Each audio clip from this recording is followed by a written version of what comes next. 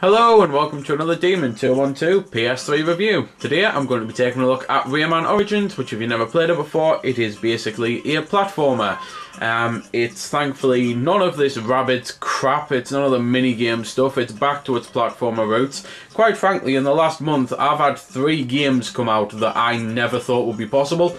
A true Rayman successor, because I think this is. A proper 3D Mario game, and a new Sonic game that had 2D and 3D and didn't suck. All I'm waiting for now is for Naughty Dog to buy the rights back to Crash Bandicoot and make Crash 4, and I'll be very happy. Anyway, for the purposes of a lot of platformers, it is the type of thing that seeing the levels and that can be spoilers, so as you can see, I'm actually on a file, and I'm going to stick to the first world. So, on the world map you can obviously choose your world, of which there are 12, and then you choose your levels, of which the main site says there's exactly 60, and the back of the box says there's over 60. And personally I believe the back of the box. I've counted and I'm pretty sure I hit over 60, but who knows, I might have lost count. Either way, it's a pretty decent number.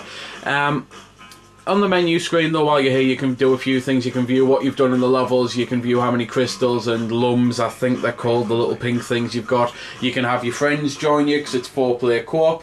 However, it's personally a game that I think doesn't really work in 4-player co-op. I think it's a bit too manic. I honestly prefer 2-player co-op, I think it works better. But that's just me, and you will have to get yourself some friends if you want to play co-op, because I can't find an option for online anywhere. The box doesn't mention that there's any online. I don't know if it's planned as a DLC option or if they're just not going to do it at all. Either way, get yourself some mates and you'll be, well, grand really.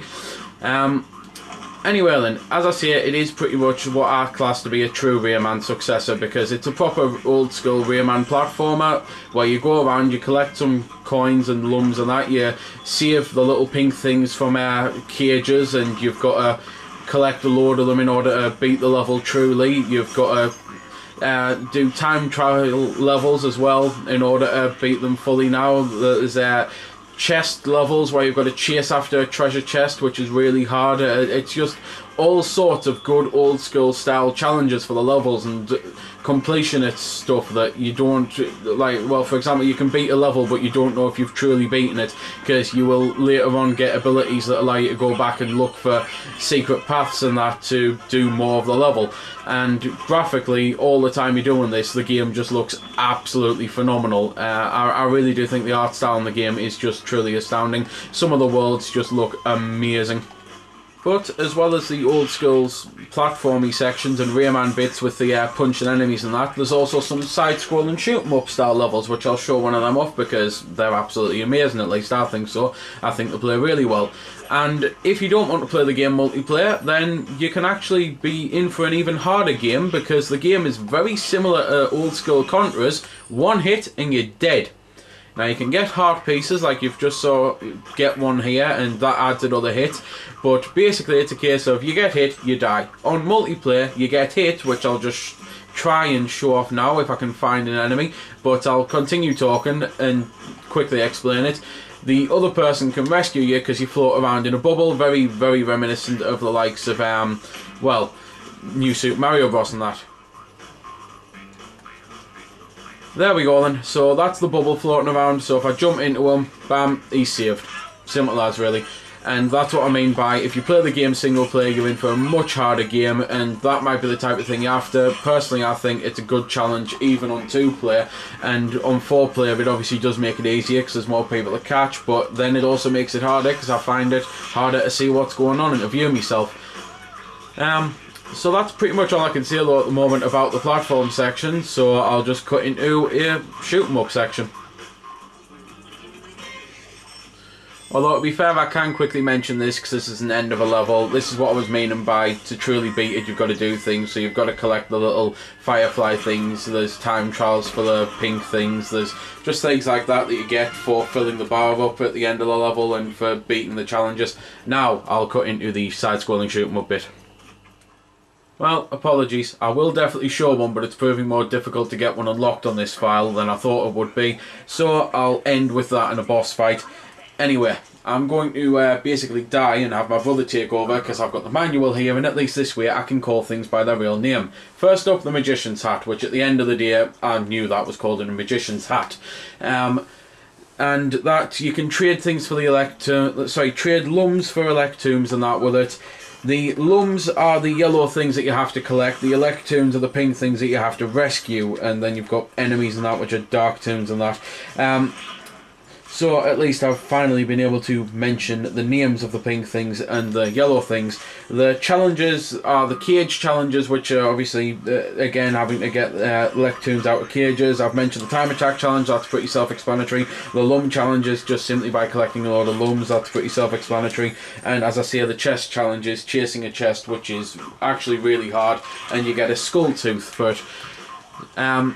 There's a load of different abilities in the game. You can run, you can obviously jump, you can punch, you can power punch, you can ground pound, you can unlock things like the ability to swim and dive and that. Just all sorts of different things, like the good old helicopter swirly thing, whatever that is called. To be fair, I do forget its name, and worst part is my brother's just told us about it 2 minutes ago. But anyway, it's simply like a glide if you have never played a Rayman game before, and they're the abilities that I mean, that you can go back in levels and find new paths and that, being able to use your new abilities. So now the next thing will be a shoot 'em up section or a boss, and the thing after the shoot 'em up section or the boss will be whichever one I haven't just shown, if that makes sense. So, this is a flying level, and you're flying your handy mosquito. You can either suck enemies up and then spit them out, or just fire naturally, although to be fair, if I move down here you can probably see the lasers, because they're kind of the same colour as the background if I'm here. You can't even see that I'm firing. Hell, I can't see that I'm firing. The flying sections are done really well. I do like them. Yeah, it's not the type of thing I expect a Gate of Thunder style shmup, but at the end of the day, it still is really good, and I think it's the type of thing that they might even do a spin-off where they just do a Rayman shoot 'em up. I'd buy it, because these sections have done that well. Anyway, I did say I'd also show off a boss, so I'll shut up and let you listen to a bit of the music and look at some of the gorgeous graphics, because, yep, they're in 2D, but at the end of the day, they're very good 2D, and that tends to be a hell of a lot better than bad 3D in my books.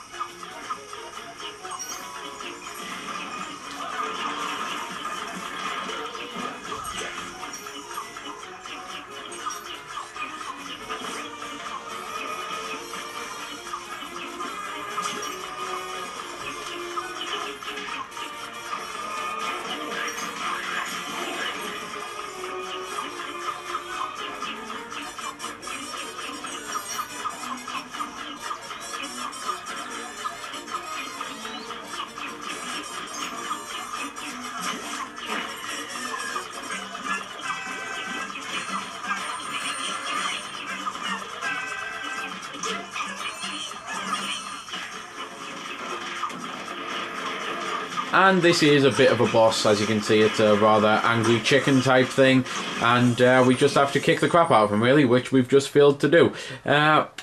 Gameplay wise, as I say, the game is just absolutely amazing. I think they've done a phenomenal job, I really have. As I said at the start of the video, I didn't expect to ever see another good Rayman game. I expected the rabbit crap for the rest of eternity, so I'm glad they've came out and done this. I pray that there's a sequel, because I think games like this have been in too short a supply for far too long. I'm loving that we're finally getting some more platformers in this day and age, because at the end of the day, when was the last time that 3 top quality platformers came out on a console? It's been a long time.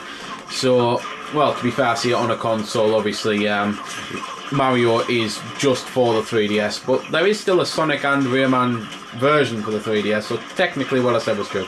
Either way, it's an amazing game. If you like platformers, definitely at least give the demo a go. If you've got mates to play it with, again, give the demo a go, because the demo's got co-op, and just have a look at it, because I think it truly is a fantastic game. One of my favourites that came out in a year that's probably been the best year I've known in gaming ever. I've not known a year this good since the good old days of the SNES, Genesis, Mega Drive era. So there we go then. That's been the review. I hope you found it helpful. I don't score the games because that's based purely on opinion, so instead I'll leave you to make your own mind up.